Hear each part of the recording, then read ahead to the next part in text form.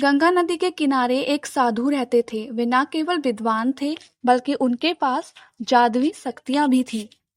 एक दिन वे ध्यान में मगन थे, तभी 5 की चोंच से एक चूहिया छूटकर उनके हाथों में आ गिरी। उसकी छोटी सी पूंछ व काली चमकीली आंखें थीं। उन्हें वह बहुत अच्छी लगी, पर घर ले जाने से पहले उन्होंने जादुई मंत्रों के प्रयोग से उसे एक लड़की में बदल दिया। वे उस लड़की को घर ले जाकर पत्नी से बोले, तुम हमेशा से संतान चाहती थी ना, लो, आज से यह तुम्हारी पुत्री है। इसे पूरी देखभाल व स्नेह से पालो। साधु की पत्नी भी अपनी पुत्री को देख प्रसन्न हो उठी। वह उसे राजकुमारी की तरह पालने लगी। साल बीतते गए, नन्ही लड़की एक सुंदर युवती बन गई। जब वह 18 वर्ष की हुई तो साधु वे उसकी पत्नी उसे देखने के लिए वर तराशने लगे। सुधा ने कहा, मेरी बिटिया का विवाह ऐसे व्यक्ति से होना चाहिए जो सबसे बड़ा हो। मेरे हिसाब से सूर्य ठीक रहेगा। पत्नी ने भी हामी भरी। उन्होंने जादुई मंत्रों के प्रयोग से सूर्य को नीचे बुला लिया। उन्होंने उसे अपनी पुत्री से विवाह करने के लिए कहा, पर पुत्री ने पहले ही ना कर दी। वह बोली, पिताजी, यह तो बहुत गर्म है। मैं उससे विवाह करूंगी जो इससे भी बेहतर हो। साधु निराश हो गए। उन्होंने सूर्य से कहा कि वह ही कोई वर सुझाए। सूर्य ने कहा, बादलों के देवता से बड़ा कौन होगा?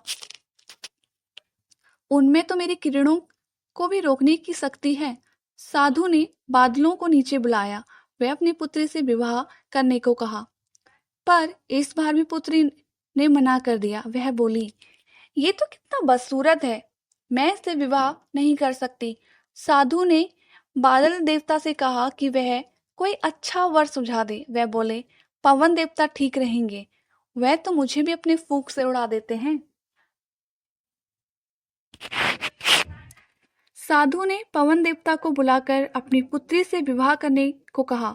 पुत्री ने फिर इनकार कर दिया। वह बोली, मैं इससे शादी नहीं करूंगी, यह तो कहीं टिकते ही नहीं, हमेशा यहाँ वहां भागते रहते।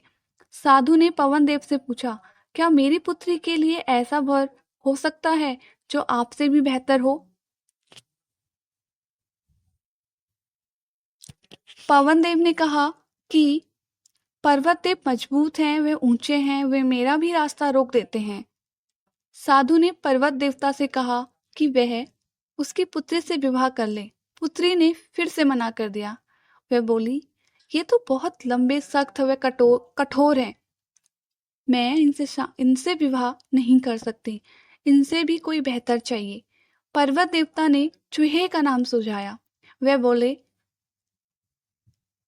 माना मैं काफी सख्त हूँ, मजबूत व ऊंचा हूँ, पर चूहे मुझमें भी आसानी से बिल बना सकते हैं। साधु ने चूहे को बुलाया। उसे देखते ही उसकी पुत्री खुशी से उछल पड़ी। हाँ पिताजी, यही तो वह मैं जिससे शादी करना चाहती थी।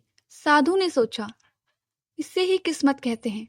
यह एक चूहिया थी और एक चूहे से विवाह करना ही इसका भाग्य में लिखा है। उन्होंने जादुई मंत्रों के प्रभाव से पुत्री को फिर से चूहिया बना दिया। चूहा व चूहिया विवाह करके खुशी खुशी रहने लगे।